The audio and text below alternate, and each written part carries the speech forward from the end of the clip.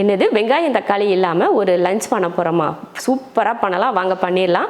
அதுக்கு முன்னாடி இந்த மாதிரி ரெசிபியெல்லாம் உங்களுக்கு வெங்காயம் தக்காளி இல்லாமல் உங்களுக்கு யாருக்காவது உங்கள் தெரிஞ்சவங்களோ சொந்தக்காரங்களுக்கும் தேவைப்பட்டால் நம்ம சேனலை ஷேர் பண்ணி விடுங்க, சூப்பராக பார்த்து செய்யட்டும். Hi, welcome to Sherin's kitchen. இன்றைக்கி நம்ம ஷெரின்ஸ் கிச்சனில் ஒரு சூப்பரான ஒரு ரெசிபி தான், இந்த சீசனுக்கு ஏற்றாப்போல் ஒரு ரெசிபி. என்னென்னு பார்த்தீங்கன்னா, இப்போ வெங்காயம் தக்காளி எல்லாம் ரொம்ப அதிகமான விலையில் விற்றுட்டுருக்கு இல்லையா? அதுக்கு ஏற்றாப்போல் அதெல்லாம் இல்லாமல் கம்மியாக சேர்த்தோ இல்லை அதெல்லாம் இல்லாமலோ ஒரு ரெசிபி செய்யணும் அப்படின்னு சொல்லிட்டு நம்ம ஆசைப்படுவோம் இல்லையா? அது போல தான் இன்றைக்கி நம்ம கிச்சனில் பண்ண போகிறதும் வெங்காயமே இல்லை தக்காளியும் இல்லை, ரெண்டுமே சேர்க்காத ஒரு சூப்பரான ஒரு ரெசிபி நம்ம லஞ்சுக்கு பண்ணுற மாதிரி நான் இன்றைக்கி பண்ண போகிறேன். வாங்க அது எப்படி பண்ணலாம் அப்படிங்கிறத பார்க்கலாம். ரசம் பண்ணுறதுக்கு பார்த்திங்கன்னா ஒரு 1/2 ஸ்பூன் அளவுக்கு மிளகு, 1/4 ஸ்பூன் சீரகம், கொஞ்சம் ஒரு 10 போல் பூண்டு. சின்னதாக இருக்கனால பூண்டு கொஞ்சம் 10 எடுத்துருக்கேன். நீங்கள் பெருசாக இருந்தால் ஒரு 4-5 எடுத்துக்கோங்க. இப்போ இதை போட்டு தட்டி எடுத்துக்கலாம். ரசத்துக்கு தட்டியாச்சு. இது கூட மஞ்சள் தூள் சேர்த்துடலாம், கொஞ்சம் கருவேப்பிலையும் சேர்த்துடலாம். இது அவ்வளோதான், தாளிக்கிறதுக்கு எடுத்து வச்சுட்டேன். அடுத்து பார்த்தீங்கன்னா நான் புளி எடுத்து வச்சுருக்கேன். இதில் நான் ஒரு நெல்லிக்காய் அளவுக்கு புளி எடுத்து வச்சுருக்கேன், கரைச்சிடலாம். நம்ம இதில் தக்காளி சேர்க்கலையே, புளி அதிகமாக சேர்க்கணுமோ அப்படின்லாம் யோசிக்கவே கூடாது. ஏன்னா நார்மலாக எப்பையும் போடுற புளி தான் சேர்க்கணும், தக்காளி மட்டும் சேர்த்துக்க தேவையில்லை. அவ்வளோதான், புளியை கரைச்சிட்டு இது போல் சக்கையை தனியாக எடுத்து வச்சிடலாம். இப்போ தாளிக்கலாம். ரசம் தாளிக்கிறதுக்கு எண்ணெய் ஊற்றிக்கலாம். எண்ணெய் காஞ்சதுமே கொஞ்சம் கடுகுளுந்து, 2 வரமிளகாய், கொஞ்சம் பெருங்காயத்தூள் சேர்த்துடலாம். அடுத்ததாக நம்ம ரசத்துக்கு தட்டினோலே அது கருவேப்பிலையெல்லாம் சேர்த்துட்டு வதக்கி விட்டுருவோம். அவ்வளோதான். இப்போ நம்ம புளி சேர்த்துடலாம். ரசம் எந்தளவுக்கு புளிப்பாக இருக்குன்னு பார்த்துட்டு எக்ஸ்ட்ரா தண்ணி சேர்த்துடலாம். போதும் இந்த அளவுக்கு. கொஞ்சம் மல்லித்தலை தூவிட்டு தேவையான உப்பு சேர்த்துடலாம். அவ்வளோதான், ஒரு கொதி வரட்டும், இறக்கிக்கலாம். ரசம் பார்த்திங்கன்னா நல்லா ஒரு கொதி வர ஆரம்பிச்சிருச்சு. இந்த டைமில் அடுப்பை ஆஃப் பண்ணிடலாம். அவ்வளோதான், சூப்பரான ஒரு ரசம் ரெடி ஆயிடுச்சு பாருங்கள்.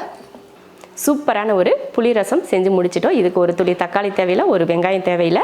நீங்கள் நினைப்பீங்க தக்காளி இல்லாமல் ரசம் எப்படி நல்லாயிருக்கும் அப்படின்னு யோசிப்பீங்க. கண்டிப்பாக நீங்கள் தக்காளியே சேர்க்காமல் இந்த மாதிரி ரசம் ஒரு முறை செஞ்சு பாருங்கள், ரொம்ப ரொம்ப நல்லாயிருக்கும். அதே சமயம் தக்காளி விலை ரொம்ப கம்மியாக இருந்தால் கூட இந்த ரசமே செய்யலாம் அப்படின்னு செய்வீங்க. அந்தளவுக்கு ரொம்ப டேஸ்ட் ரொம்ப நல்லாயிருக்கும். அவ்வளோதான், ரசம் முடிஞ்சிடுச்சு. அடுத்து நம்ம ஒரு வறுவல் பண்ண போகிறோம். இப்போ நம்ம பண்ண போகிற வறுவல் பார்த்திங்கன்னா உருளைக்கிழங்கு, பீன்ஸ் ரெண்டையும் வச்சு தான் வறுவல் பண்ண போகிறோம். இதுக்கும் பார்த்திங்கன்னா வெங்காயம் ஒரு துளி கூட தேவைப்படாது, அவ்வளோ ஈஸியாக ஒரு வறுவல்.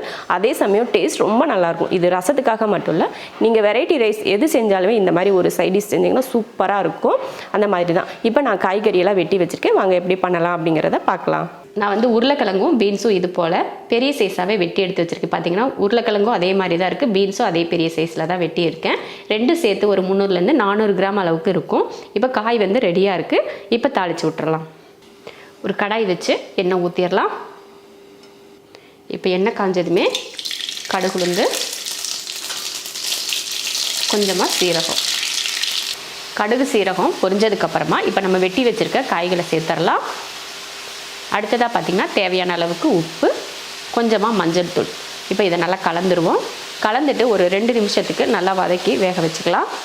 ஒரு 2 நிமிஷத்துக்கு இது போல் அந்த எண்ணெயில் இது போல் வறுத்ததுக்கப்புறமா இப்போ இதில் மிளகாத்தூள் ஒரு 1/2 ஸ்பூன் அளவுக்கு சேர்த்துடலாம்.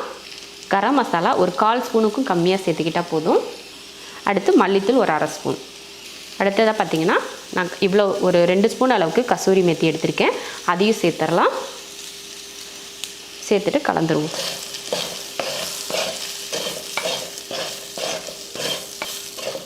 இது மாதிரி கலந்தாச்சு. அடுத்ததாக கொஞ்சமாக தண்ணி சேர்த்துடலாம். அதிகம் வேணாம், கொஞ்சம். ஏன்னா பீன்ஸு இதெல்லாம் நல்லா வெந்துருச்சு, இந்த வதக்குனதுலேயே ஓரளவுக்கு வெந்துருச்சு. இருந்தாலும் கொஞ்சம் சேர்த்துக்கிட்டால் நல்லா வேகும் இல்லையா, அதுக்காக தான். இப்போ கூட நான் அடுப்பை சிம்மில் வச்சுட்டு தான் தாளித்து விட்டுருக்கேன். இப்போ மூடி போட்டுடலாம்.